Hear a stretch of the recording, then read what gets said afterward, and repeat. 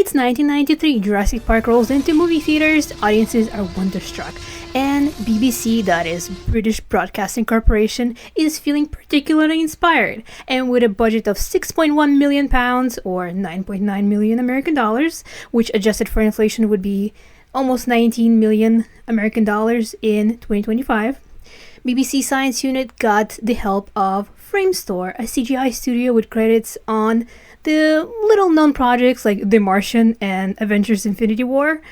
And in 1999, we got Walking with Dinosaurs. 6 episodes each, 30 minutes long. As you can see, it's been approved by my cat. Mixing footage from real-life locations, stunning CGI, animatronics, magnificent score, and narration by Sir Kenneth Branagh, Walking with Dinosaurs was masquerading as a real nature documentary despite being largely animated. It was a cool idea. And it was successful enough to spawn a whole franchise. No, we're not talking about the movie. It doesn't exist. As a kid, I watched Walking with Dinosaurs in complete awe. My dream was to be a dinosaur. And that's why I'm a screenwriter now. Yay! It garnered plenty of awards, such as 2 BAFTAs, 3 Emmys, and 1 Peabody. People loved it. Most of them. The main criticism was that the show presented speculation on the same level as scientifically proven facts, with no distinction between them. We'll put a pin in that and return later. It never occurred to me that you could combine paleontology with animation, 2 things I love, in the form of documentary. I'm always looking forward to any continuation of the franchise. It's 2025 now, and we got our sequel.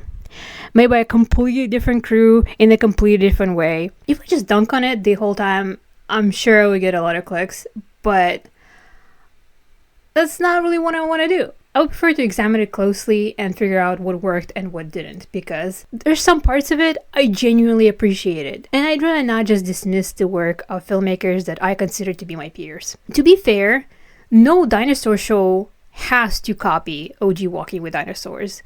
They can have their own identities and do something different.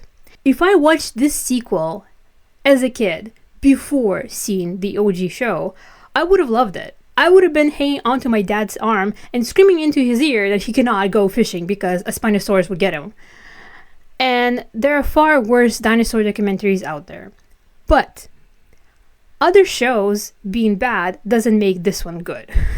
In a Science News article, Dr. Nizar Ibrahim, the paleontologist that took part in this episode and was one of the 200 plus paleontologists who helped with the scientific accuracy, claimed that the whole 2025 show was conceived around Spinosaurus and later added other dinosaurs they wanted to explore. Sources are in the description if you'd like to read it for yourself.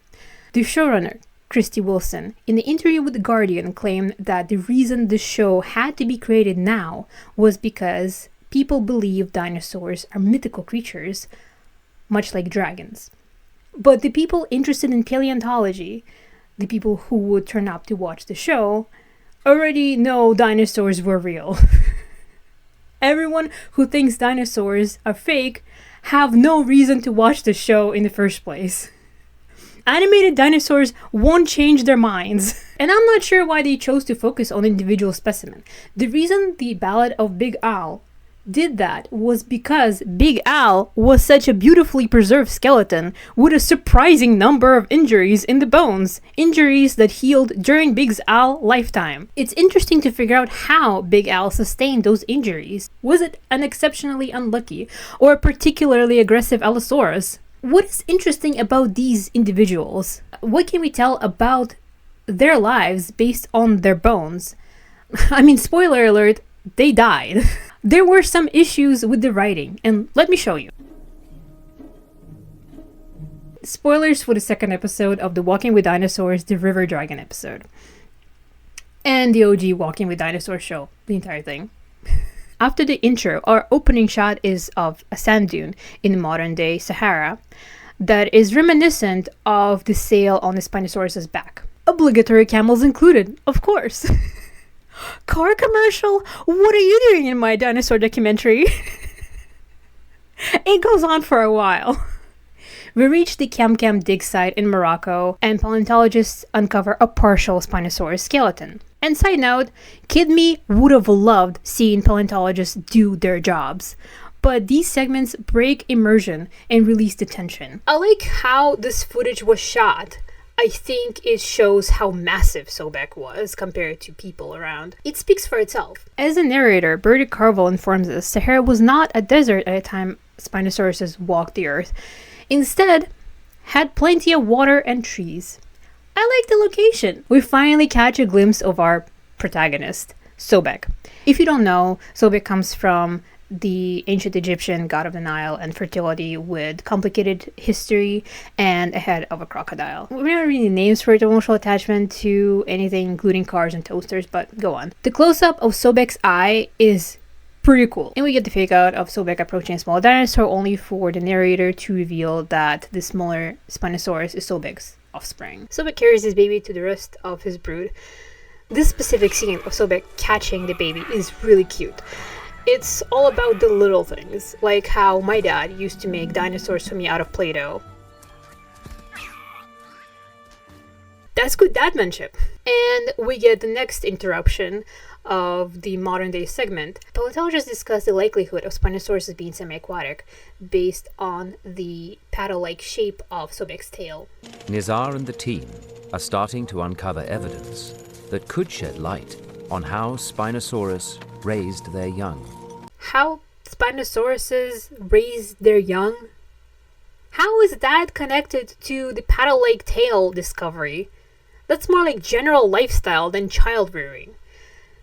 Why are they leading into it with this statement when the rest of the information is only tangentially connected to it? During rewrites, did they move the paragraphs around or delete something and didn't notice that they lost some connective tissue in the writing? Back with Sobek, the family goes for a swim in the murky water. One of the babies gets stuck under some underwater branch and can't get out. The narrator tells us this baby will die without help. The next scene is Sobek resurfacing with a baby on his head. My first thought was, Dad, 1 down, 3 to go. Sylvie. to the rescue. Yes, I could reasonably deduce that he rescued his offspring, but now I have questions like, how did Sobek know that the baby was drowning? How exactly did Sobek manage to free his baby? And I can imagine the answers to those questions. Is it crucial to the story? No.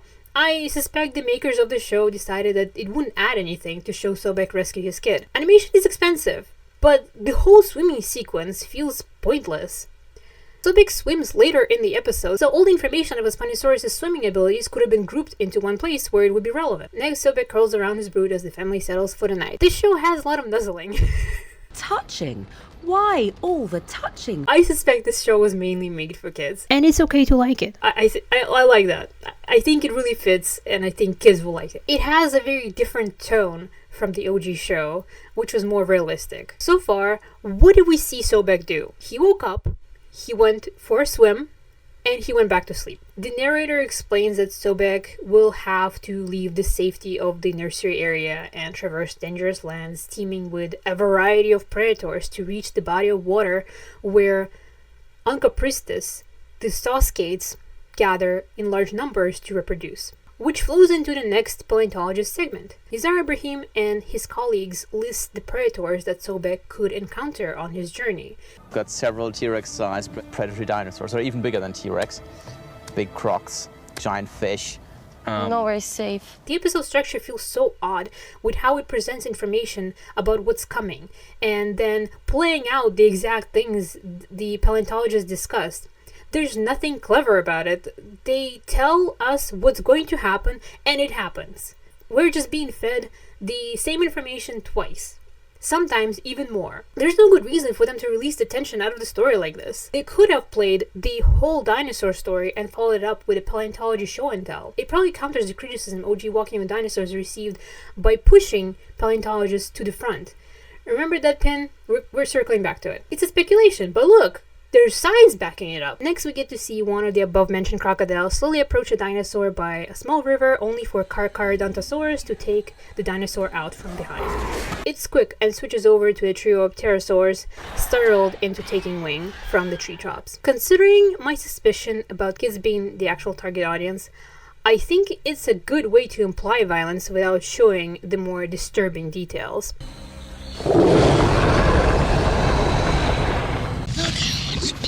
Compared to the 5th episode of the OG Walking with Dinosaurs, Spirits of the Ice Forest, when the polar Allosaurus catches and shakes Lilianasaura, who screeches until she finally stops. Just that sound, I think, will stay with me for the rest of my life. Carcharodontosaurus scares off the Spina family, and they continue on their journey. Oh look, my favorite dinosaur, a car. This time, the crew flies a drone over the site and shows a set of tracks left by a massive sauropod that the paleontologists assess and assign to Titanosaurus. And we immediately get to see the foot that left those tracks. And there it is, Titanosaurus. And one of them is actually dead. Titanosaurus mention! One of the coolest things about the OG Walking with Dinosaurs was how seamlessly all the parts of it fit together into one story. They would bring up insects, plants, marine and flying reptiles, and they all reveal more about the world of that time and make it feel real and full of life. A tapestry where each animal functions as a thread, each one of equal importance affects the rest and would not be whole without each other. Even a corpse would add something. And because it's a nature documentary, OG Walking with Dinosaurs doesn't need to justify having bugs and birds. They can simply exist. New Walking with Dinosaurs is made of pieces that don't fit well together. I can see the hands of the writers moving dinosaurs around. It's different. The writer of the OG Walking with Dinosaurs held your hand through the whole story without you ever noticing it. Maybe it's the constant breaking of immersion, but this show feels written. Sobek's babies rush in to eat Titanosaurus, but as luck would have it, Carcharodontosaurus found it first and squares off with Sobek. And although Sobek is larger, he decides to leave. Why? Okay, the exact words are Carcharodontosaurus is built for hunting on land, so Sobek backs down. The so in there implies a cause and effect. The way it's phrased makes it sound like Sobek made a conscious decision to leave based on the fact that Carcharodontosaurus is a land predator. It's complete nonsense. Does Sobek know the difference? It's so simple. Carcharodontosaurus' intimidation worked. That's all you had to write. So next, the paleontologists make their return to talk about saw skates. There they are. But oh no, more danger faces Sobek. It's time to inform us of the Elenka, the large pterosaur that sneaks up on one baby Spinosaurus in the darkness of the woods and snatches it off the ground. Again, it's very clean and fast. Oh no, so what did Sobek do so far? He failed to feed his children and one of his babies got eaten on his watch. He's actually more useful stepping out for milk. And finally we reach the bank. Look at all those Spinosauruses! Remember them for later. Oh great, the paleontologists are back. Here to tell us that the sail on Spinosaurus' backs were a display structure to ward off enemies. Sobek confronts an older Spinosaurus. Notice how empty this place looks. You had the whole shore, but you had to use the urinal next to the big guy. The sail waving contest is unsuccessful for Sobek, who has to swim to catch Onchopristis now instead of waiting around. Also, that's the whole display. So why didn't Sobek use it during the dispute with Carcharodontosaurus? You know how cats sometimes puff out, arch their backs, and hop at you sideways? They're trying to be intimidating. If Sobek has this adaptation, he should use it. Instead, he responds to Carcharodontosaurus the exact same way Carcharodontos responds to him. Did he, in his Spinosaurus brain, deduce that my sail intimidation technique wouldn't work against a land predator? This is another reason why these paleontologist cutaways are so dumb. You had a clear opportunity to show how a Spinosaurus, the animal, reacts to a threat. And you had to wait until appropriate spot in the story to let him use something he probably relies on daily. I can understand reacting differently based on circumstances, but I can see the showrunner, the director, whoever, holding Sobek and keeping him where they need him, instead of letting him behave like an animal would in his situation. A few weeks ago, a young alligator got into my yard, and being a true Florida man, I got close to it, and immediately alligator stood up tall on its legs and hissed at me. and it was more afraid of me than I was of it.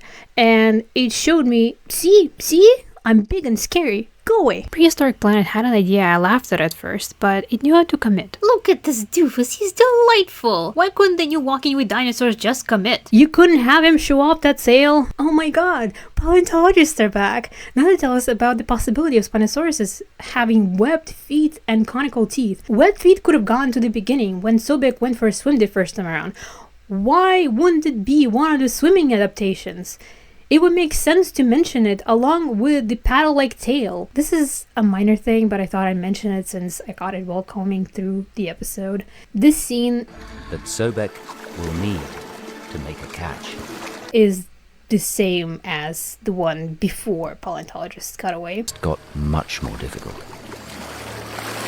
It's not a dig at the show. OG Walking with Dinosaurs repeated animation too. I assume it's a cost-cutting measure, and I wouldn't have noticed it if I wasn't looking at it so closely. Sobek struggles to make his catch. Wow, I actually like this shot. It's nice. It makes me happy. Sobek gets his saw skate. Good job, buddy. He makes his merry way back, but the oldest Spinosaurus is still there. He attacks Sobek.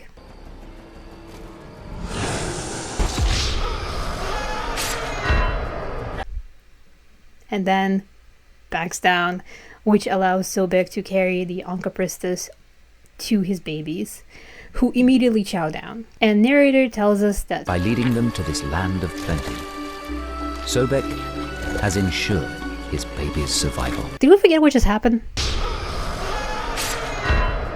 Let's actually use our noodles and, the information this very show provided. At this moment, these babies are surrounded by predatory fish, 8 species of crocodiles, carcharodontosauruses, alencas, and more. Not to mention that right now, babies are eating the Sasuke that the other Spinosauruses want. And Sobek can't protect them anymore. They be taking candy from babies. Other artist Spinosauruses that couldn't win the spot by the water, perhaps smaller sub-adults. They're probably hungry and around. Right at the beginning of the Ballad of Big Al, when Al's sibling got snatched up by a slightly older Allosaurus. A Spinosaurus is above that. After we get the whole paleontologist segment talking about bone analysis revealing an untimely death at about 17 to 19 years, while Spinosaurus had a lifespan of roughly 30 years. Sobek walks off and collapses a few steps away to close his eyes for the final time. The eye closing is a mirror to the beginning, and I like that. Opening and closing shots are important. In the entire episode, Sobek got a single Onchopristus and died. His babies won't last a day out there. We went nowhere fast. I think the showmakers wanted me to feel sad for Sobek, but I just couldn't. Sorry. You know what? I'm about to say it. I don't care that you broke your elbow. It reminded me of the end of the final episode of the OG show, when the T-Rex mother did everything in her power to protect and provide for her young in this poisoned, dying world. And it wasn't enough. She lays dead, and her remaining 2 babies cry and wait for her to wake up for hours and hours. This destroyed me. On the surface, it's not that different of a story, but it's the way it was shown to us. The show got us to care about nameless, animated dinosaurs, and CGI didn't even age that well. The implication was that even without the extinction event, the Tyrannosaurus chicks would have stayed by their mother's side until they perished because they couldn't survive without her yet. How about the Giant in the Skies episode, where Nitocyrus flies across the world and dies in the end? It's not a quick death either. It's a torturous end from stress and exhaustion. He reaches the point where he can't even lift his head. We've just seen him bully a smaller pterosaur to steal his lunch and get bullied by a bunch of tiny birds. He was just a regular animal. We followed him on his final journey. So why does this story have a different impact? Well, I have some ideas on how this episode could be changed, and keep in mind that there must be reasons why it is the way it is. Reasons that I have the benefit of completely ignoring. Minor changes first, on top of all the issues I already mentioned. These are more to do with how the information is presented. 1. Since I don't have to save bone analysis to the end, I'd bring up Sobek's age early on. It could be something like Sobek is a first-time father and still has plenty to learn, and put that over the scene of him capturing that one constantly escaping baby. Make it cute and endearing. You could actually mention that Sobek has been traveling to that spot every year since his own father brought him there. And should his brood survive the trip, they too will return to catch Onchopristus every year. 2. And if the writers wanted babies' survival to be believable, they could have mentioned that the babies are getting too big for the nursery pool and soon won't need Sobek to provide for them anymore. So you wouldn't spend the whole episode setting up a brutal world full of predators only to backpedal at the very end to assure the viewers that no, these defenseless little babies will definitely survive. You know, like a liar. Animation can stay the same, and now we're diving into the larger ones. 3. We never got to see how a Spinosaurus gets food under normal circumstances. Sobek was forced into deep water in the end, while, according to some paleontologists, he should have been on the beach or wading through shallow water more like a heron. So I think he should have actually caught a fish the proper way in the very beginning to display usual fishing methods. Give him a small win. Let him make Play-Doh dinosaurs for his kids. 4. If the scientific breaks are absolutely necessary, I think Walking with Monsters handled them better. It stayed on the animals the whole time and just zoomed in or displayed their inner workings while briefing the audience on the related facts through narration. Same information, but just more engaging for the viewers, I think. 5. I considered Carcharodontosaurus for a while. Why do we have 2 encounters when they're essentially identical? Cutting the first one wouldn't lose anything of value from the story. These are just suggestions for reworking the existing episode.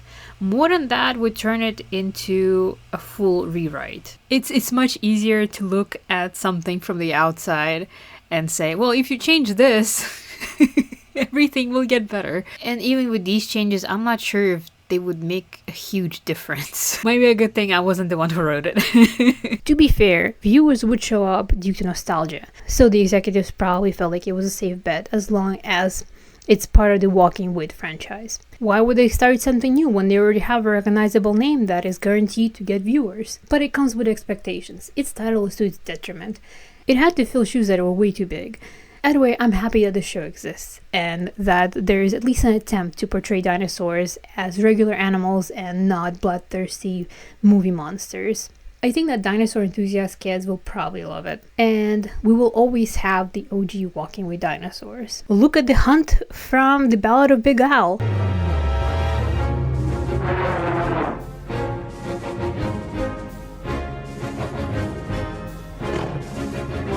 There's even an Allosaurus that tripped and fell. It just tickles me that someone had to animate that.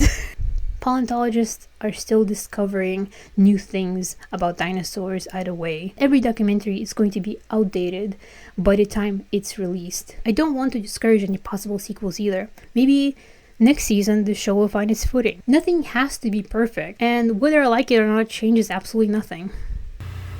Can't hold the microphone right now, but the only thing they want right now is the hot dog.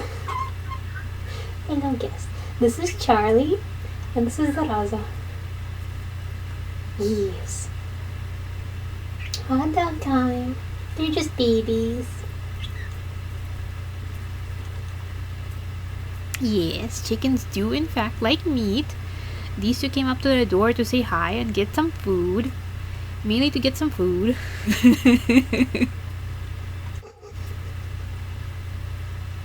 That's our show, folks. Жил-был Игуанодон весом 80 тонн, и дружил он с птицею, птеродактилицею. Ничего эта птица не пела, лишь зубами ужасно скрипела, и хрипела она и стонала, а других она песен не знала.